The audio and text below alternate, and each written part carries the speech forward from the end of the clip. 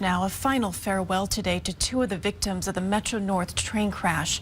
A train passenger and also the driver of the SUV were laid to rest in Westchester County. CBS 2's Janelle Burrell was there.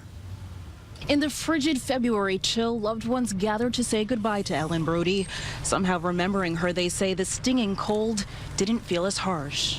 One thing that we're all reflecting on today is Ellen's warmth and her positive nature. Cheerful and helpful and amazing, a great mother, three daughters, beautiful daughters.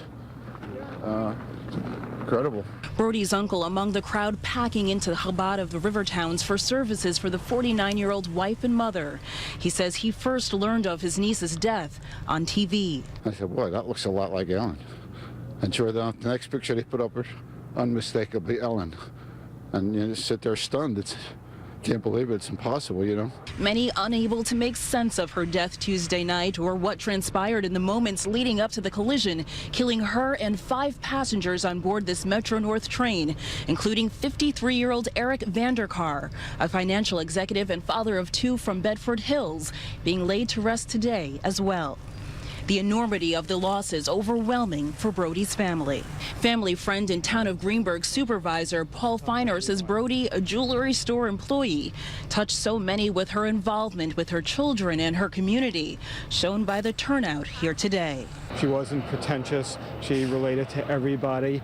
And, you know, she was just a role model for being nice. She adored her daughters and her husband. I think she was their biggest fan and supporter.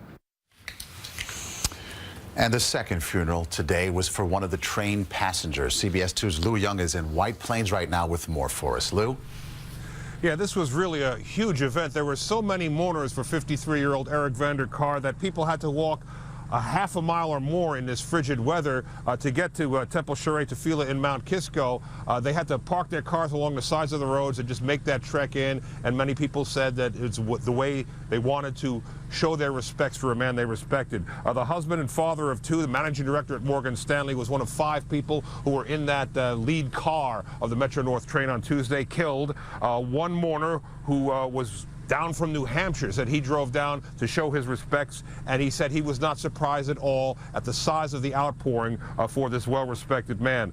Friends from Connecticut also said that they were shocked by the sudden and brutal nature and very public nature of this. And with 4 funerals now left to go with these people who were killed, the 6 people who were killed, we also watched the political leaders laying flowers at the scene of the disaster in Valhalla. Senators Charles Schumer and Richard Blumenthal had been partners in dealing with Metro North safety over the years. They led a delegation of legislators, including Representative Nita Lowey and Sean Patrick Maloney, who inspected the damaged car at the NTSB facility and the train, and seemed really visibly shaken by what they saw. They also said they reported looking in there, and it looked like the inside of a coffin, Senator Schumer said. He seemed particularly shaken.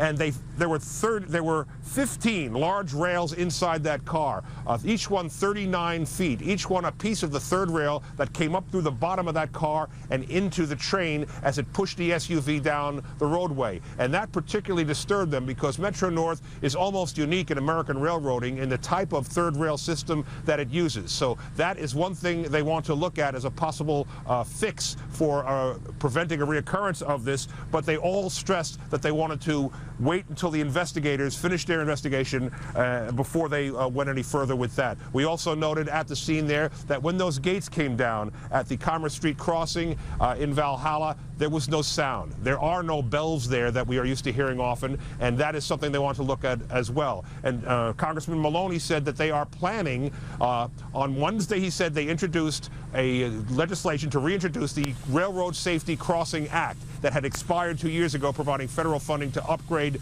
those crossings. How they spend the money, though, will depend on what the NTSB finds out. We're live in White Plains, Westchester County. Lou Young, CBS 2 News. Okay, Lou, thank you so much. Now, the National Transportation Safety Board, once again, expected to begin their daily news conference at any moment. Here's a live look at the podium. They, of course, will be discussing all the items Lou just mentioned, railroad safety crossings, the gates, the drivers, and so forth. We'll bring it to you and any updates as soon as we get them here on the news at 5. Now,